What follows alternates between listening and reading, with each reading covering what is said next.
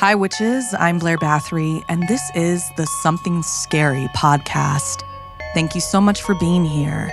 Whether this is your first time or you're one of the brave souls who join us every week.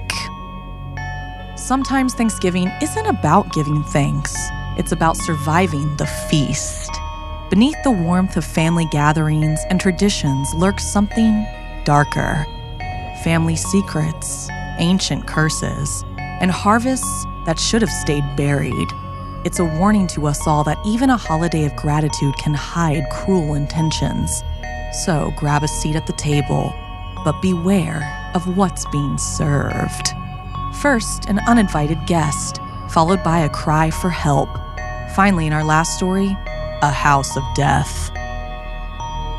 Before we get to our stories, I wanted to ask if you would take a minute to send this podcast to someone you know who loves horror. We know there are hundreds of podcasts out there, and the biggest influence on what people listen to is what their friends recommend. You can also rate and comment on the podcast on both Spotify and YouTube, so let us know what you think. I read all of your comments, and I try to respond to as many as I can. Thanks so much. We are incredibly grateful for all of our listeners around the world. So, want to hear something scary? A dark harvest. Some family secrets are better left buried, but not all of them stay that way. Like in this story inspired by Malichi Morales. Liam sat alone on a quiet bus, surrounded by endless fields of corn. The only other passenger was the old, greasy bus driver, whose occasional coughs and sighs echoed through the silence. Liam was on his way to a small town in Ohio to stay with his Uncle Dan for Thanksgiving break. His parents were visiting friends in Louisiana, then staying for business. They insisted the trip was too long for him to stay alone in New York. Liam was used to this by now. His parents were business partners, always traveling together for work, leaving him behind. He wasn't thrilled about this trip either. It had been 6 years since he had last seen his uncle, who was practically a stranger. Suddenly, the bus came to a halt in front of a tall brick building. Liam thanked the driver and stepped off with his luggage. The bus rumbled away, leaving him alone in the quiet, isolated town. A small sign labeled Bus Terminal hung above the door of the building. Just as Liam reached for the door, he heard his name called from across the street. Looking up, he spotted a man he didn't recognize, a heavy-set guy with a black matted beard and sweat-stained gray t-shirt that barely fit. His long, greasy hair was slicked back, similar to the bus driver's. The man waved, sending a ripple through his body. Liam crossed the empty street cautiously, eyeing the stranger who was, presumably, his uncle. As soon as he was close, the man wrapped him in an awkward hug that left Liam gagging at the smell of cheap cologne and body odor. "You remember me, right?" The man grinned, a strange glint in his eye. "Uncle Dan! Been a while. You were just a kid back then." Liam hesitated. "I remember you a little." "Well, we've got a whole week to catch up. Can't wait to hear all about New York," Uncle Dan chuckled, his excitement seeming almost too eager. After a silent car ride through endless cornfields, they arrived at a small white house perched on a hill. Beside it stood a decaying barn, neglected for what looked like centuries. A heavy chain and padlock secured its door. The sight of it made Liam's stomach twist uneasily. They entered the modest house as Uncle Dan tried to make excuses for its humble state. "It's not much, but it gets the job done.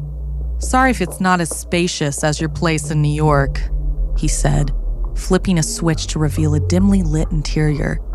Liam smiled politely, thanking him for letting him stay. "You're welcome," Dan replied, his expression shifting to something serious. "I only have a couple of rules while you're here.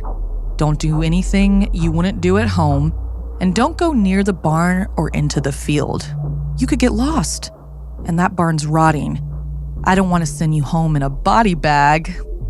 Liam chuckled nervously, unsure if his uncle was joking. Dan motioned for Liam to follow him up the stairs, leading him into a small bedroom with a single bed and a window overlooking the cornfield. As Liam looked out, he noticed something strange in the field.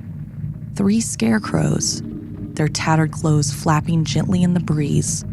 Liam squinted, trying to see them better in the fading light. Their faces looked disturbingly lifelike, almost as if they could blink at any moment. The straw stuffed into their eyes and mouths created a grotesque, silent scream. Lost in thought, Liam couldn't shake the feeling that something was wrong. "Scary, aren't they?"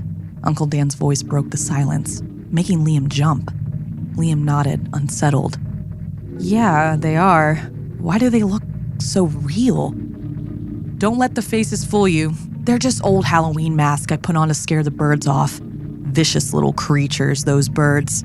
Dan's voice softened. "Call you when dinner's ready. We're having steak and potatoes." Liam watched as his uncle left the room, then turned back to the scarecrows.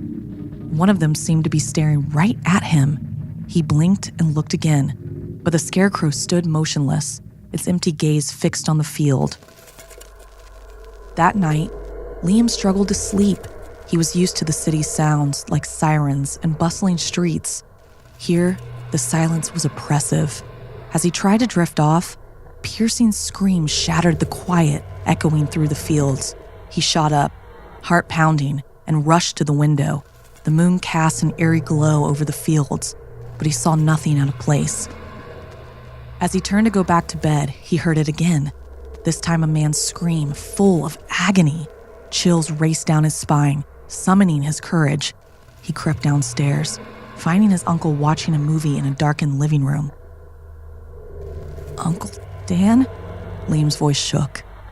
"Did you hear those screams?" Dan turned to him, smiling strangely. "Oh, sorry about that. Probably just the horror movie. I'll turn the volume down." Liam wanted to believe him, but the screams had sounded so real, so close. Back in his room, Liam lay awake, his mind racing. He couldn't shake the memory of the screams, nor the image of those lifelike scarecrows in the field. Hours passed, his nerves on edge, when he heard another scream, this one louder, closer, unmistakably real. Determined, he slipped quietly downstairs and headed to the back door. Cold night air washed over him as he stepped outside, heightening the uneasy feeling that had gripped him since his arrival.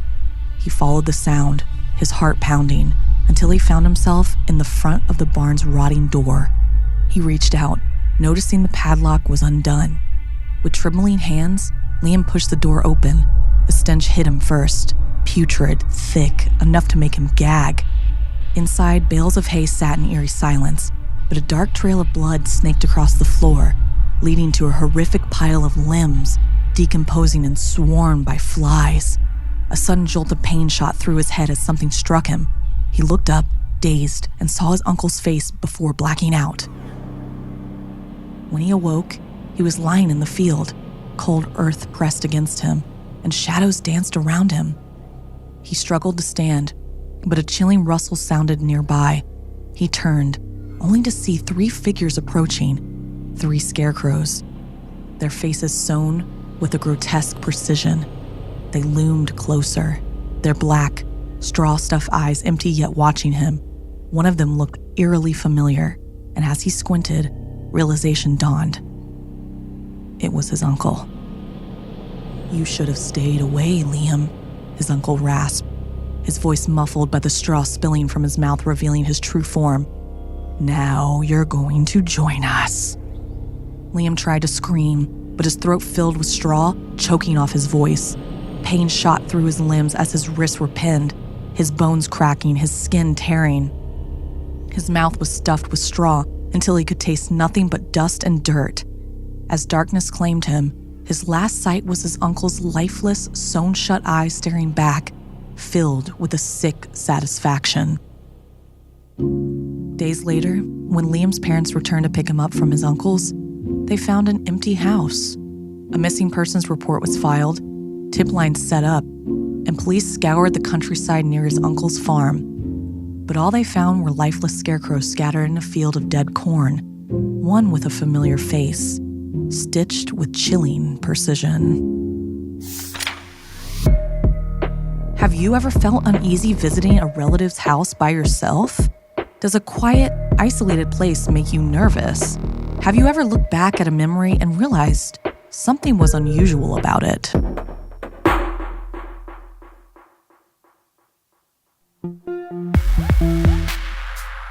Sometimes the shadows we hide from linger closer than we think, waiting to play a game we can never escape, like in this story inspired by Nora.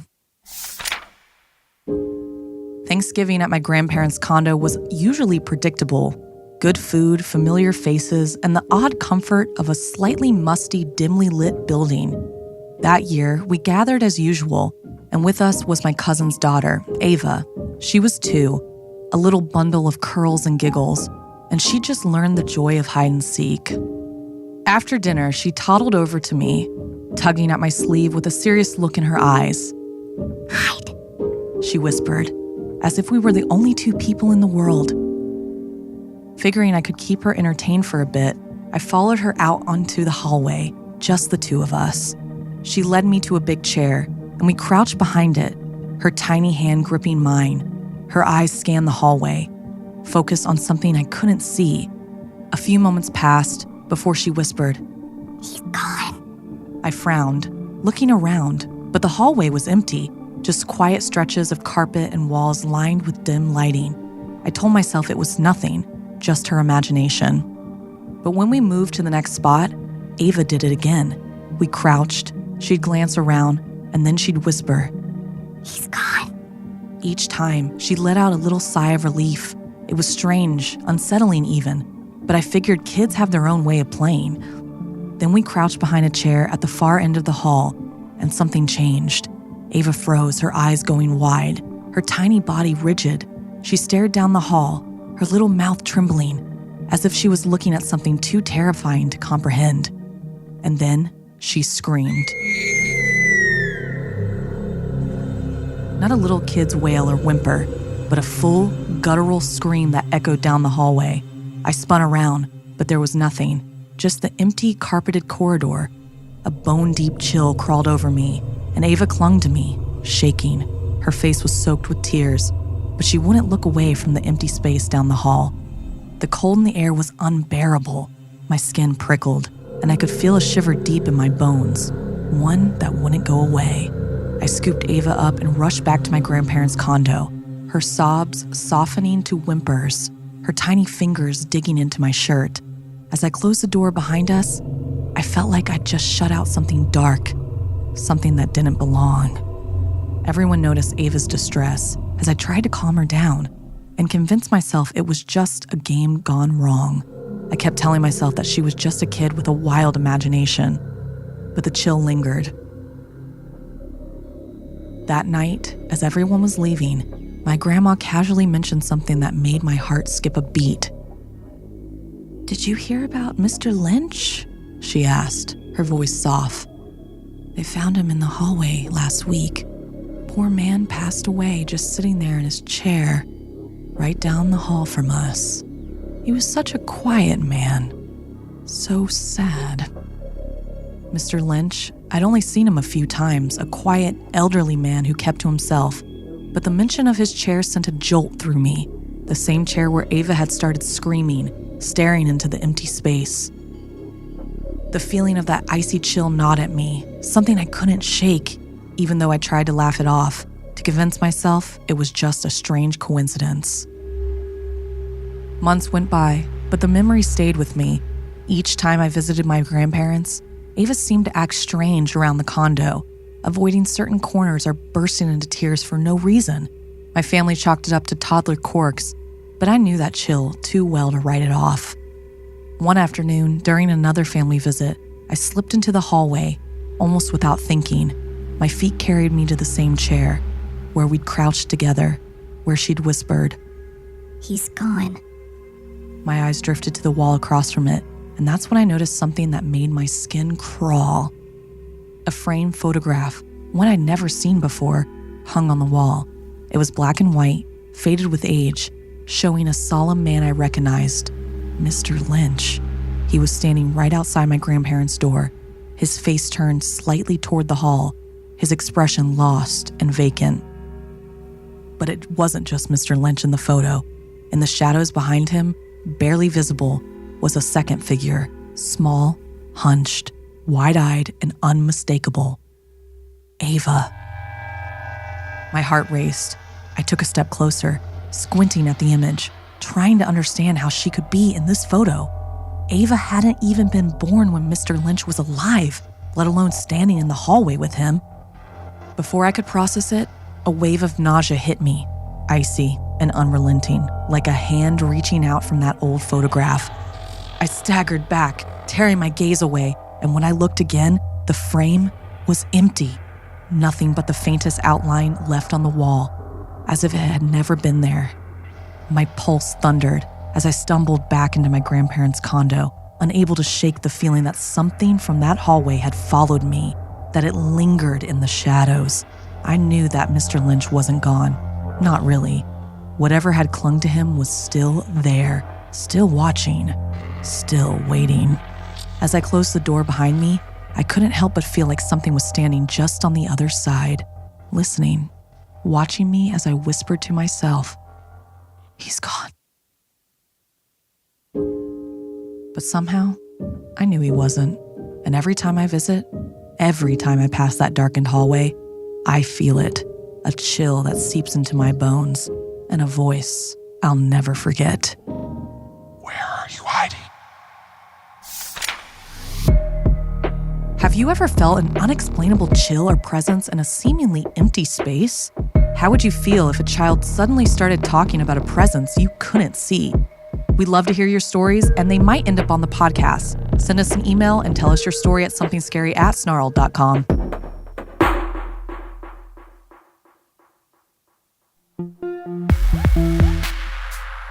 Not all family secrets stay buried. Some linger, waiting for the right night to return, like in this story inspired by Reba.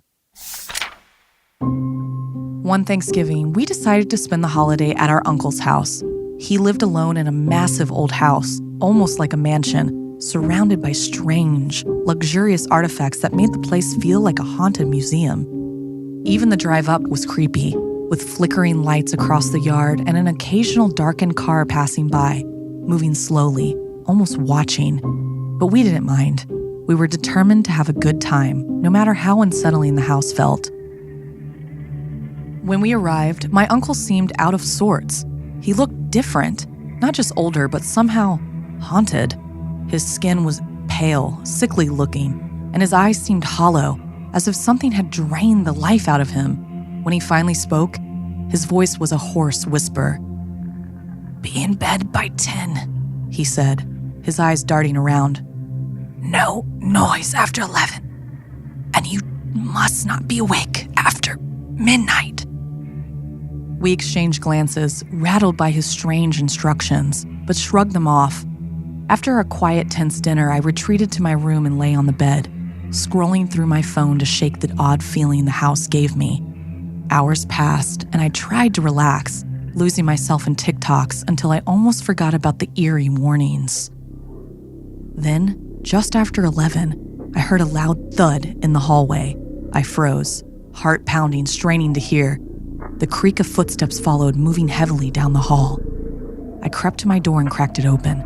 In the dim light, I could make out Uncle stumbling toward the end of the hall, muttering something under his breath. He knocked over a picture frame, and as he lifted it back up, I saw his hands were smeared with something dark. My stomach dropped. Blood. "Uncle?" I whispered, barely audible. He turned toward me, and I saw his face fully for the first time. His eyes were empty, milky white, as if they'd been drained of anything human. Blood trickled from the corners of his eyes, thick and dark, staining his cheeks. He opened his mouth, but the only sound that escaped was a low, raspy moan, something raw and otherworldly. Terror seized me. I slammed the door shut, jumped under the covers, and squeezed my eyes shut, praying it was just a nightmare. Minutes ticked by, each one stretching painfully long. Then I heard it. A faint creak, the unmistakable sound of my door slowly opening. My heart froze as a shadow drifted into the room. The The air grew colder, prickling my skin, and a raspy breathing filled the silence. My bed began to shake, trembling as if someone were pressing down on it. I bit back a scream, repeating in my head, "Go away, go away," as the shaking grew more violent. Then suddenly, it stopped. Silence, thick and ominous, settled over the room. I lay there motionless, waiting, my heart pounding in my ears. Finally, I dared to look. Blood was smeared across the doorframe, and the hinges dangled, torn and twisted as if someone or something had ripped them apart. The next morning, I stumbled downstairs, exhausted and still trembling from the night's horrors. The family was gathered in the living room, faces tense and somber. The air felt heavy, filled with an unspoken dread when I asked what was wrong. They all looked up, eyes hollow with grief when my mother said my uncle was gone. They couldn't find him anywhere. A chill ran through me. But I saw him last night. He looked different. His eyes, they were white, and there was blood.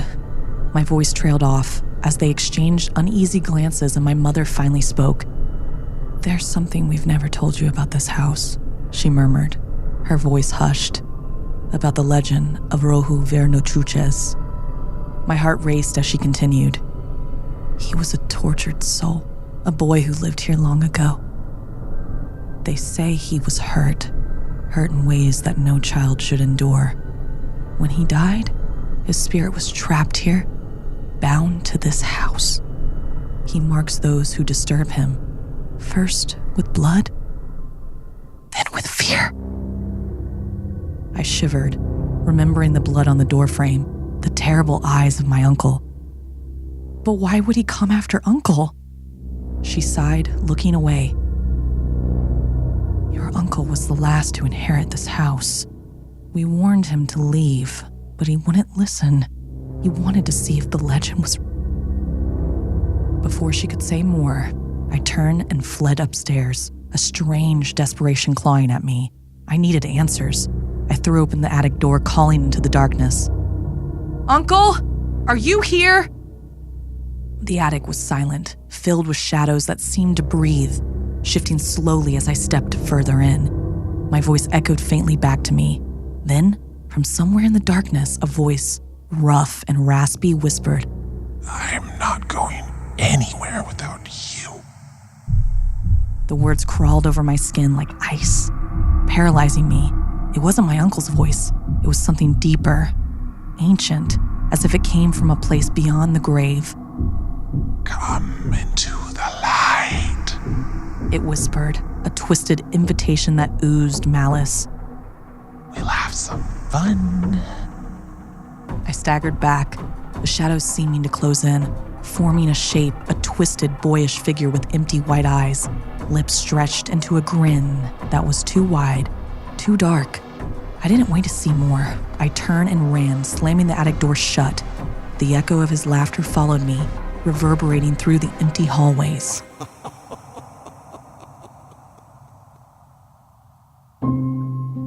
To this day, I can still hear his voice, whispering from the shadows each Thanksgiving, beckoning, tempting, his raspy words echoing in my mind. "Come with me into the light." Have you ever had an unsettling experience in an old house? What happened? Any strange rules you had to follow in one of your relatives' houses?